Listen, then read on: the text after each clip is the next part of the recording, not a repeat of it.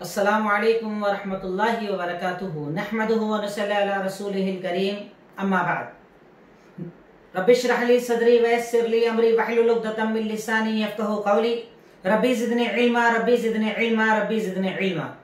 आज इंशाअल्लाह जो पारा मैं आपके सामने लेकर आया हूँ मुख्तसर सी तशरीह के अंदर, वो है 25वां पारा, जिसकी इब्तिदा में अल्लाह रब्बुल आलमीन इंसान की फितरत बताते हुए इरशाद फरमाता है कि अगर अल्लाह रब्बुल आलमीन इंसान को नेमतें देता है, अता करता है, नेमतें देता है, माल दौलत रिस्क जो वो मांगता है अल्लाह ताला अता कर देता है, तो वो खुश रहता है, बहुत ज्यादा खुश रहता है।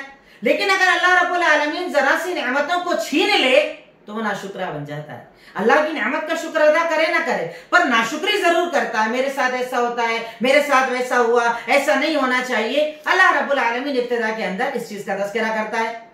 उसके बाद आज हमारे सामने जो सूरत है वो सूरह शूरा। शूरा कहा जाता है मशवरे को, क्योंकि इस्लाम के अंदर हर चीज के मशवरे का हमें शरीयत ने हुक्म दिया। कोई भी काम जब आपको करना हो आप मशवरा कीजिए, पूछिए, दो चार लोगों से राय लीजिए और उसके बाद अमल कीजिए, क्योंकि अल्लाह के नबी सल्लल्लाहु अलैहि वसल्लम का फरमान है कि जब कोई काम मशवरे से किया जाता है तो उसके अंदर शर्मिंदगी नहीं होती है। पर हम लोग तो ये सोचते हैं मैं ज्यादा जानकार, मैं क्यों किसी से पूछने जाऊं, मैं पूछने जाऊंगा तो मैं छोटा हो जाऊंगा, जबकि ऐसा नहीं है। मशवरा करने से कुछ ना कुछ बेहतरी होता है। अल्लाह रब्बुल आलमीन ये इरशाद इस सूरत के अंदर फरमाता है। उसके बाद अल्लाह रब्बुल आलमीन इस सूरत की इब्तिदा के अंदर कुरान के अरबी जबान में नाजिल करने का तज़किरा करते हुए इरशाद फरमाता है वकज़ालिका औहयना इलैका कुरआनन अरबिय्यन, हमने आपके ऊपर कुरान अरबी जबान में नाजिल किया ताकि आप मक्का वालों को डराएं और उसके आसपास वालों को डराएं। अल्लाह ने यहां पर अरबी का जिक्र किया, क्यों? पहले तो बताना ये मकसद कि अरबी जबान इसलिए दी गई ताकि जिनमें आप जा रहे हैं उनको समझाना आसान हो, क्योंकि वो अरबी जानने वाले थे। कुफारे मक्का अरबी जानते थे, आसपास में अरबी जबान चलती थी, तो अल्लाह ताला ने अरबी जबान में कुरान को नाजिल किया ताकि समझना भी आसान हो और समझाना भी आसान हो। उसके बाद हम लोगों के लिए कहीं ना कहीं ये हुक्म है कि हम भी अरबी को सीखें, हम भी अरबी को समझें कि जब हमारे ऊपर नाजिल की गई कुरान किताब उर्दू अरबी के अंदर है, उसके सारी जो जितनी समझने वाली किताबें अहादीस है वो अरबी के अंदर है, तो एक मुसलमान को भी अरबी से मोहब्बत करना चाहिए, अरबी जबान को सीखना चाहिए। ऐसा ना सोचे आदमी कि ठीक है मुझे तो अरबी नहीं आती, हिंदी पढ़ लूंगा, नहीं आती इंग्लिश पढ़ लूंगा। अरे क्यों नहीं आती? नहीं आने का तो काम ही नहीं है। आप सब कुछ सीख सकते हो। अल्लाह ताला ने आपको ताकत दी है, सलाहियत दी है, तो आप अरबी जबान भी सीखो, क्योंकि अल्लाह ताला ने कुरान को अरबी के अंदर नाजिल किया है। उसके बाद अल्लाह रब्बुल आलमीन इरशाद फरमाता है कि तुम लोग अगर किसी चीज के अंदर इख्तिलाफ करो, अब अल्लाह ने ये तो बता दिया मैंने कुरान को नाजिल किया। आयत नंबर 10 के अंदर अल्लाह कहता है कि अगर किसी भी मसले के अंदर इख्तिलाफ हो जाए, झगड़ा हो जाए, मसले का हल ना मिले, किसी भी मसले के अंदर इख्तिलाफ हो जाए, तो इख्तिलाफ का हल कहां तलाश करो? कुरान में।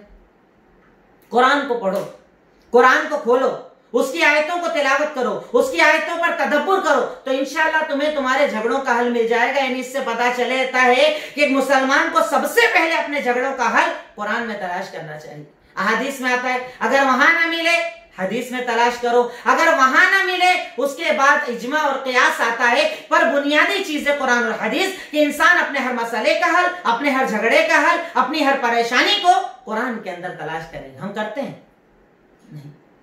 हाँ, झगड़ा होता है तो कसम जरूर खाते हैं कुरान की, उठा के कस्में जरूर खिलाते हैं अपनी बीवी को कुरान की, पर कुरान को पढ़ते नहीं, कुरान को समझते नहीं। और अल्लाह कह रहा है कि इस कुरान में तुम्हारे झगड़ों का हल है, तुम्हारे मसलों का हल है। तुम किसी भी मामला के अंदर, घर का झगड़ा, बीवी बच्चों का झगड़ा, ताल्लुकात का झगड़ा, रिश्तेदारी का झगड़ा, दीन का झगड़ा, मसलक का झगड़ा, हर झगड़े का हल अल्लाह ताला ने इस कुरान के अंदर रखा है। यानी कुरान में आ जाए झगड़ा छोड़ दो, कुरान कबूल कर लो, ये मोमिन की निशानी है।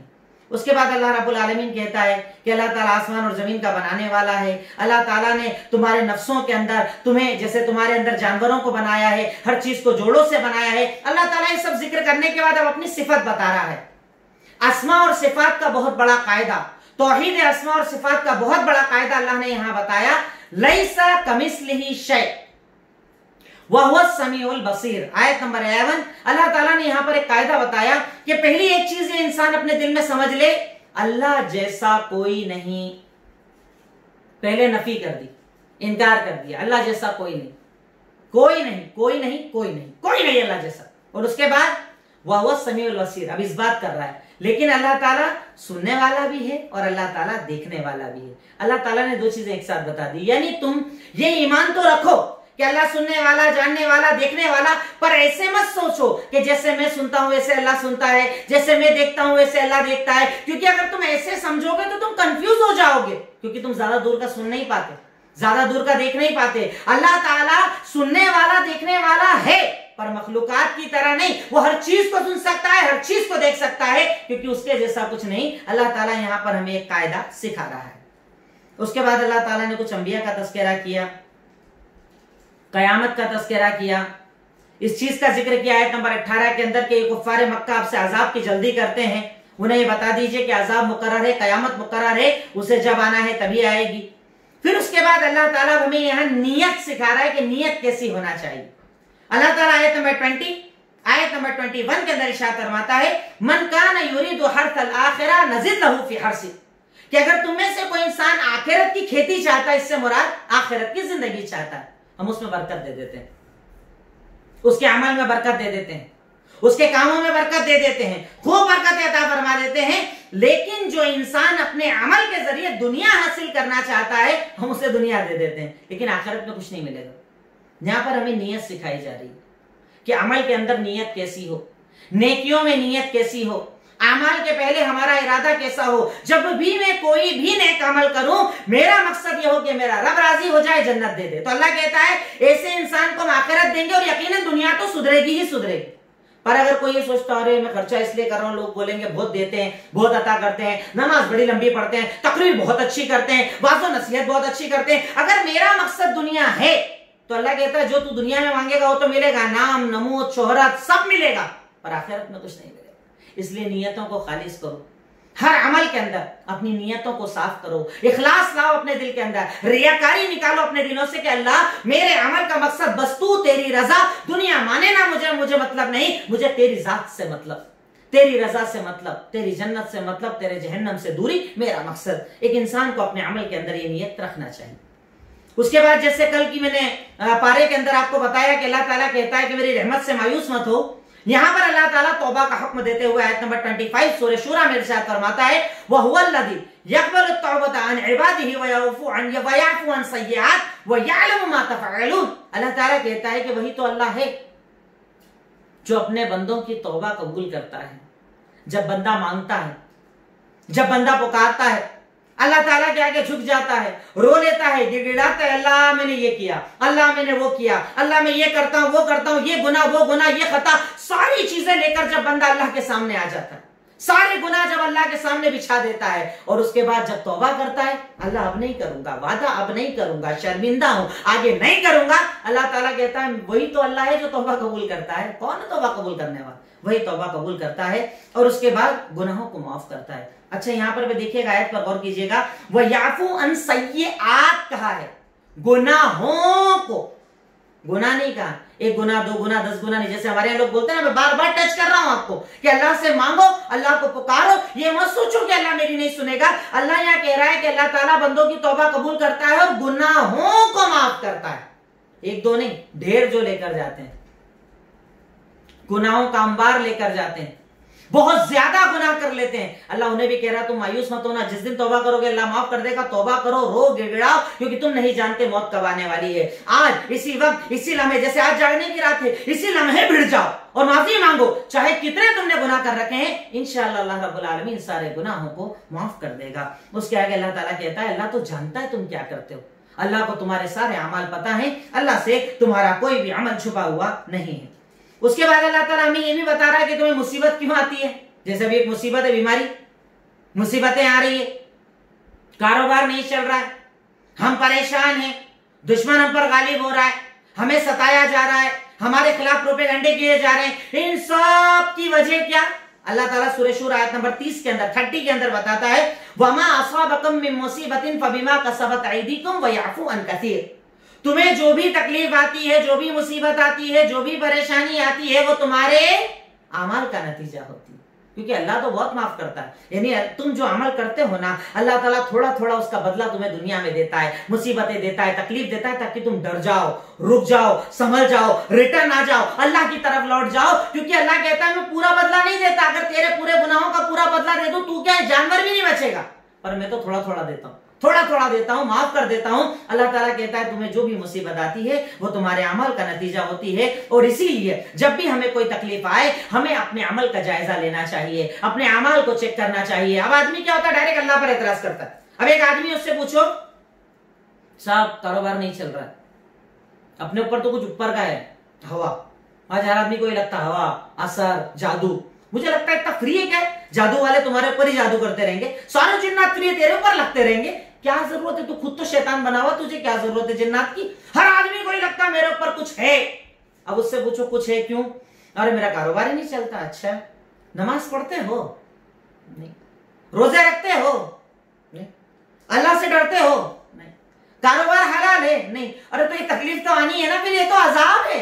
तकलीफ का ये तो अजाब है अल्लाह रब्बुल आलमीन का जो तेरे ऊपर आया है, और इल्जाम लगा दिया जिन्नात और जादू को। ताज्जुब होता है हमारे मुआशरे में, हर दूसरे आदमी को ये लगता है मेरे ऊपर असर है। अरे अपने अमल तो चेक कर, अपनी नेकियां तो चेक कर। अगर तू अल्लाह से दूर है तो तेरे पर अल्लाह का अजाब आना यकीनी है।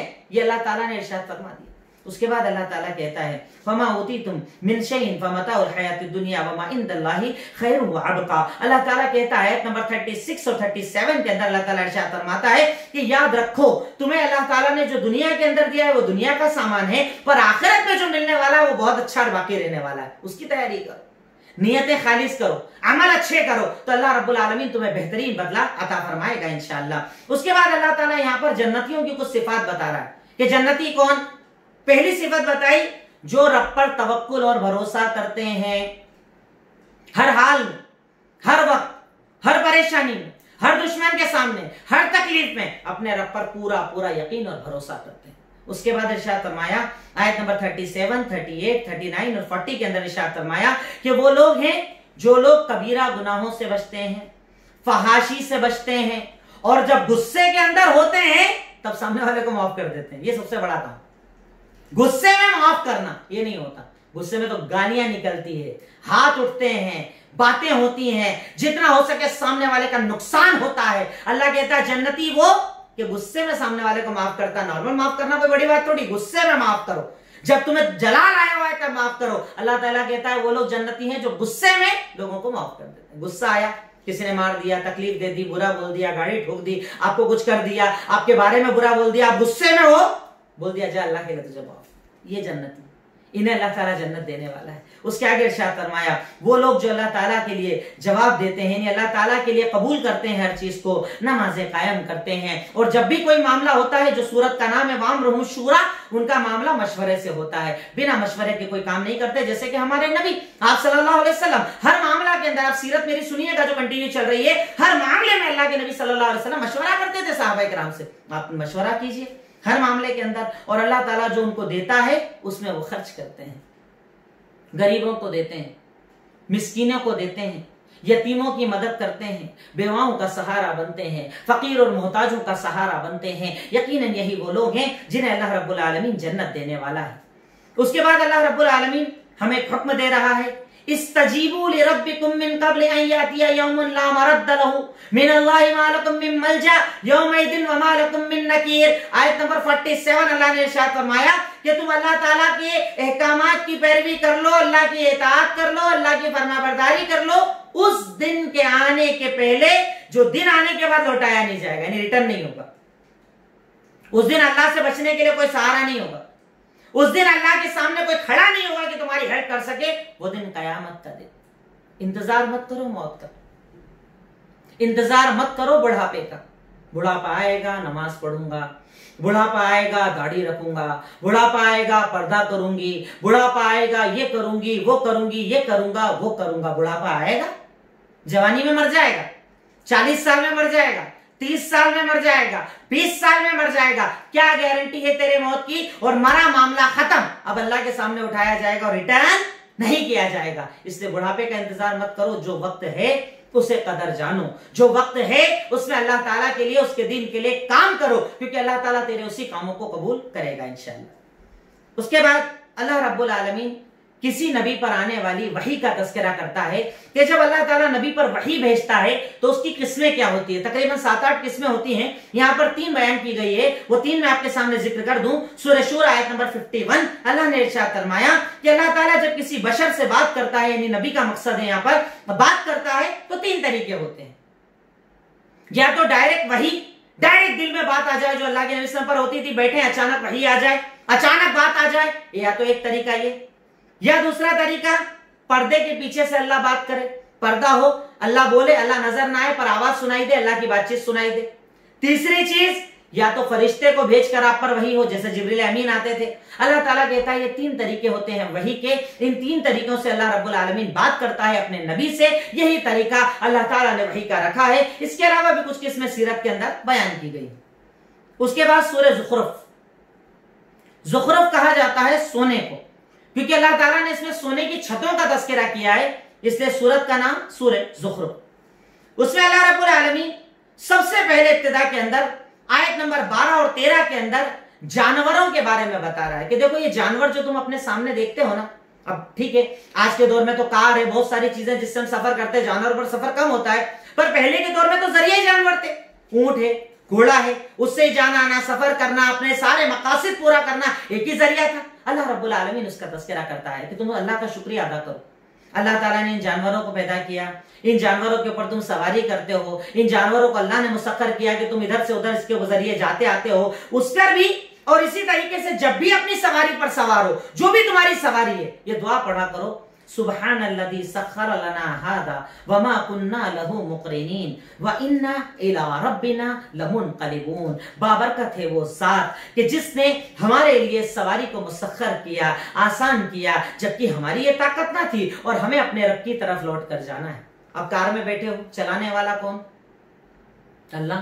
अचानक बंद हो जाए, पंचर हो जाए, अंधेरे रास्ते में खराब हो जाए, बारिश में खराब हो जाए, तो इसलिए दुआ पढ़कर निकलो, अल्लाह पर यकीन करके निकलो। गाड़ी है, पेट्रोल है, गाड़ी अच्छी है, नहीं है, सब है, पर भरोसा मेरा अल्लाह की जात पर है कि वो है बाबरकत जात जिसने सवारी को इस काबिल बनाया कि मैं चल सकूं। अगर ना चाहे तो बंद हो जाए, ना चाहे खराब हो जाए, ना चाहे पंचर हो जाए, मुझे चलाने वाला भी अल्लाह और मुझे रोकने वाला भी अल्लाह। इस चीज को दुआ पढ़कर एक आदमी को अपने सवारी पर सवार होना चाहिए। उसके बाद अल्लाह ताला कहता है कि कुफ्फार मक्का का एतराज था अल्लाह के नबी पर, अल्लाह ताला पर। वो कहते थे अल्लाह ताला की बेटियां हैं। फरिश्तों को क्या बोलते थे वो? बेटियां। तो अल्लाह ताला कहता है तुम मेरे लिए बेटियां बना रहे हो, और तुम्हारे घर बेटी पैदा हो तो चेहरा काला पड़ जाता है, गम आ जाता है, बुरा लगता है, यानी अपने लिए बेटी पसंद नहीं करते और अल्लाह के लिए फरिश्तों को बेटी बना रहे हो। अल्लाह ताला कहता है ना अल्लाह का कोई बेटा है, ना बेटी, ना बाप है, ना माँ है। अल्लाह सब चीज को पैदा करने वाला, उसको पैदा करने वाला कोई नहीं, वो किसी का मोहताज नहीं, उसका कोई माँ बाप नहीं, उसकी कोई औलाद नहीं। तुम अल्लाह ताला के साथ ऐसे जुमले इस्तेमाल मत करो। उसके बाद अल्लाह ताला, कई लोग हमारे होते हैं ना, पैसे की बड़ी तमन्ना करते हैं, स्टेटस हो जाए, रुतबा हो जाए, पैसा हो जाए, जरा दौलत आ जाए। कई लोगों को यही तमन्ना होती है कि इनके पास दौलत आ जाए। अल्लाह रब्बुल आलमीन देखिए यहाँ पर जो बात बता रहा ना, उसके बाद बहुत सोचना। अगर दौलत आए तो और ज्यादा झुक जाना, क्योंकि दौलत अल्लाह ताला का इनाम हो हमेशा ये जरूरी नहीं, अल्लाह ताला का अजाब भी हो सकता है। अल्लाह ताला इरशाद फरमाता है सूरह ज़ुखरुफ आयत नंबर 23, इरशाद फरमाया वकज़ालिका मा अरसलना मिन क़रयतिन, हमने किसी भी बस्ती के अंदर अगर नबी को भेजा तो उसके जो पैसे वाले लोग होते थे ना, वो ये बोलते थे हम नहीं मानेंगे। पैसे वाले सरकश होते थे। पैसे वालों के लिए आज भी देखिए ना, एक आदमी स्टेटस वाला होता है ना, वो जल्दी दीन कबूल नहीं करता। क्यों? मेरा रुतबा, मेरा पैसा, मेरा कारोबार, ये वो क्या होगा, सब खराब हो जाएगा। गरीब कोई टेंशन नहीं, अल्हम्दुलिल्लाह कबूल कर लिया। उसे किसी का डर नहीं ना, उसे किसी का टेंशन नहीं ना। इसलिए दौलत आए तो अल्लाह ताला से पनाह मांगो कि अल्लाह दौलत वो देना जो तेरी तरफ लेकर आए, दौलत वो मत देना जो तुझसे दूर कर दे। दुआ मांगा करो अल्लाह से। अल्लाह ताला कहता है कि जब भी अल्लाह ताला ने दौलत दी तो पैसे वालों ने कहा हमारे अब्बा हमारे दादा तो यही कर रहे थे, हमारे सब इतने सारे यही कर रहे थे, अब हम इसको छोड़ दें। अब्बा दादा की दलील मैं पहले इसको क्लियर कर चुका हूं हालांकि। इसके बाद अल्लाह रब्बुल आलमीन दोबारा हजरत इब्राहिम अलैहिस्सलाम का जिक्र करता है, उनका वाकया जिक्र करता है, उम्मत में होने वाले इख्तिलाफात का तज़किरा करता है। उसके बाद अल्लाह रब्बुल आलमीन आयत नंबर 36 के अंदर अपने जिक्र की फजीलत बता रहा है कि जैसे हम कहते हैं ना कि अल्लाह ताला का जिक्र करते रहना चाहिए, अल्लाह ताला को याद करते रहना चाहिए, बार बार बार बार जो आपको याद हो। जैसे अभी रात जागने की रातें, सुभान अल्लाह, अल्हम्दुलिल्लाह, अल्लाहु अकबर, अल्लाहुम्मा इन्नका अफ़ुव्वुन तुहिब्बुल अफ़्वा फ़अफ़ु अन्नी, हस्बुनल्लाह व निअमल वकील, ला इलाहा इल्ला अंता सुब्हानका इन्नी कुन्तु मिनज़ ज़ालिमीन, अस्तग़फ़िरुल्लाह, सुब्हानल्लाहि व बिहम्दिही, सुब्हानल्लाहिल अज़ीम। जितने अस्कार याद हैं, जितने सुबह शाम के अस्कार हैं, पढ़ते रहो, अल्लाह का जिक्र करते रहो। इससे दिलों को सुकून आता है, जिंदगी में इत्मीनान आता है, दुआएं कबूल होती है, परेशानियों का खात्मा होता है। पर अल्लाह ताला कहता है जो जिक्र नहीं करता उसका अंजाम अल्लाह ताला यहां पर बता रहा है। आयत नंबर 36, 37 के अंदर इरशाद फरमाया, वमन यअशु अन ज़िक्रिर रहमान नुक़य्यिद लहू शैताना फहुवा लहू क़रीन। जो इंसान रहमान के जिक्र से परहेज करता है, नहीं करता है, हम उसका दोस्त शैतान को बना देते हैं। फिर वो शैतान क्या करता है, उसे सही रास्तों से रोकता है, उसे लगता है वो सही है पर वो गलत रास्ते पर होता है। यहां तक कि जब मौत का वक्त आ जाता है तो शैतान बोलता है अब गैप अपने दरमियान, अब मैं तेरे साथ नहीं, अब तू अलग मैं अलग। तो उस टाइम कहेगा अरे तू तो मेरा साथी था, तूने तो ये करवाया वो करेगा। तो बोले तूने गलती की, मैंने थोड़ी किया, मैं तो अल्लाह को जानता हूं, तू भी तो अल्लाह को जानता था, तुझे समझना चाहिए था, तूने नहीं समझा। तो शैतान अल्लाह के जिक्र से इंसान को दूर करता है। अब अगर किसी को अल्लाह का जिक्र करने की तौफीक ना हो, दुआएं पढ़ने की तौफीक ना हो, कुरान अल्लाह का जिक्र कुरान पढ़ने की तौफीक ना हो, तो वह तौबा करे, इस्तग़फ़ार करे, शैतान से पनाह मांगे कि कहीं ऐसा ना हो अल्लाह ताला ने शैतान को उसका दोस्त बना दिया हो, शैतान उसके साथ हो और वह शैतान उसको जिक्र नहीं करने देता, अल्लाह के जिक्र से उसको दूर कर देता है। फिर उसके बाद अल्लाह ताला हजरत मूसा का वाकया जिक्र करता है। हजरत मूसा अलैहिस्सलाम का पूरा तज़किरा अल्लाह रब्बुल आलमीन ने वापस यहां पर किया, उनके जराइम को बताया, उनके गुनाहों को बताया, उन्होंने क्या क्या मामलात किए उसका जिक्र किया। फिर उसके बाद अल्लाह ताला ने आखिर के अंदर कहा कि तुम लोग अल्लाह ताला के लिए औलाद का दावा करते हो, अल्लाह की कोई औलाद नहीं, अल्लाह ताला किसी का मोहताज नहीं। उसके बाद आज हमारे सामने जो सूरत आएगी या सूरत आई 25वें पारे के अंदर, वो है सूरे दुखान। सूरे दुखान, दुखान मतलब होता है धुएं का। अल्लाह रब्बुल आलमीन इसके अंदर तज़किरा करता है कि अल्लाह रब्बुल आलमीन कल रोज़े क़यामत इस आसमान को धुएं की तरह बना देगा, धुएं की तरह ये पूरा आसमान उड़ेगा। अल्लाह ताला कहता है उस दिन का मामला बड़ा हौलनाक होगा, उस दिन हर इंसान डरा हुआ होगा, अल्लाह ताला का अजाब बड़ा सख्त होगा, अल्लाह ताला की पकड़ बहुत सख्त होगी, अल्लाह ताला का अजाब बहुत दर्दनाक होगा। उसके बाद अल्लाह रब्बुल आलमीन फिरौन का तज़किरा करते हुए इरशाद फरमाता है, वापस फिरौन का यहां पर जिक्र आया और इरशाद फरमाया कि जब वो लोग मूसा अलैहिस्सलाम के पीछे निकले तो उन लोगों ने अपने घरों को छोड़ दिया, अपने महलों को छोड़ दिया, खेतियों को छोड़ दिया, अंधे हो गए थे इस्लाम की दुश्मनी में, आए और वहीं डुबा कर अल्लाह रब्बुल आलमीन ने उन्हें खत्म कर दिया। उसके बाद अल्लाह ताला जन्नत की नेमतों का तज़किरा करता है। एंड के अंदर सूरह दुखान में आयत नंबर 52, 53, 54 के अंदर जिक्र करता है कि जन्नतियों को अल्लाह जो नेमत देगा उसके अंदर नहरें बह रही होंगी, नर्म रेशम के लिबास उनको पहनाए जाएंगे, उनको हूरें अता की जाएंगी। जन्नत की नेमतों को पढ़िएगा, चाहे कुरान के अंदर, चाहे एक किताब है अल्लामा अब्दुल किलानी साहब की किताबें हैं जन्नत का बयान, जहन्नम का बयान, आप जरूर पढ़िएगा। उसके अंदर अगर आप पढ़ेंगे ना तो इंशाअल्लाह आपको जन्नत की जब नेमतों को पढ़ेंगे तो उसे हासिल करने का इंशाअल्लाह दिल में बड़ा ख्याल और बड़ा तज़किरा होगा। उसके बाद सूरे जासिया, जासिया मतलब घुटने के बल खड़ा होना। अल्लाह रब्बुल आलमीन ने सूरत के अंदर कौमों के घुटने के बल अल्लाह के सामने खड़े होने का तज़किरा किया है, इसलिए सूरत को सूरत जासिया कहा जाता है। इब्तिदा में अल्लाह रब्बुल आलमीन फिर अपनी खिलकत बता रहा है, रातों का आना, दिन का जाना, आसमान से बारिश का नाजिल किया जाना, बारिश नाजिल करने के बाद जमीन में जो बंजर जमीन है उसका दोबारा हरा हो जाना, हरियाली का निकलना, खेतियों का निकलना। अल्लाह ताला कहता है ये सब अल्लाह ताला की निशानियां हैं, ये सब अल्लाह ताला की दलीलें हैं, अल्लाह ताला की एक होने की दलीलें हैं। उसके बाद अल्लाह ताला कहता है कि ये लोग जो गुनाह करते हैं, खताएं करते हैं, क्या ये समझते हैं कि हम इनको मोमिनों की तरह बना देंगे, यानी गुनाह भी करेंगे और जन्नत भी मिल जाएगी, हराम भी करेंगे और जन्नत में चले जाएंगे, हराम भी करेंगे कब्र का अज़ाब नहीं आएगा। ऐसा नहीं, नेकों के लिए जन्नत है, नेकों के लिए कब्र में आसानी है, पर जो बद है अल्लाह ताला का अज़ाब उन पर नाजिल होगा, अल्लाह ताला की नाराजगी उन पर नाजिल होगी और अल्लाह रब्बुल आलमीन ऐसे लोगों को पसंद नहीं फरमाता है। उसके बाद अल्लाह रब्बुल आलमीन फिर अपनी खिलकतों का, ताकतों का जिक्र करता है। उसके बाद इरशाद फरमाता है कुफ्फार मक्का का उस जुमले का कि कुफ्फार मक्का अल्लाह के नबी से कहा करते थे कि बस हम तो एक बार मरेंगे, काम खत्म, ना कोई अजाब, ना कोई कब्र, ना कोई जहन्नम, ना कोई आखिरत। एक बार मरेंगे, काम खत्म, कोई अज़ाब हमारे ऊपर आने वाला नहीं। अल्लाह ताला तज़किरा करता है कि तुम अपनी पैदाइश पर गौर नहीं करते, तुम अपने पैदा होने पर गौर नहीं करते, तुम अल्लाह ताला की ताकत और खिलकत पर गौर नहीं करते। अल्लाह रब्बुल आलमीन कितना अजीम है, उसकी कुदरत कितनी अजीम है, उसकी ताकत कितनी अजीम है, इस बात पर तुम्हें गौर करना चाहिए। तो अल्लाह रब्बुल आलमीन इसके जरिए तुम्हें सीखने और समझने की ताकत अता फरमा देगा।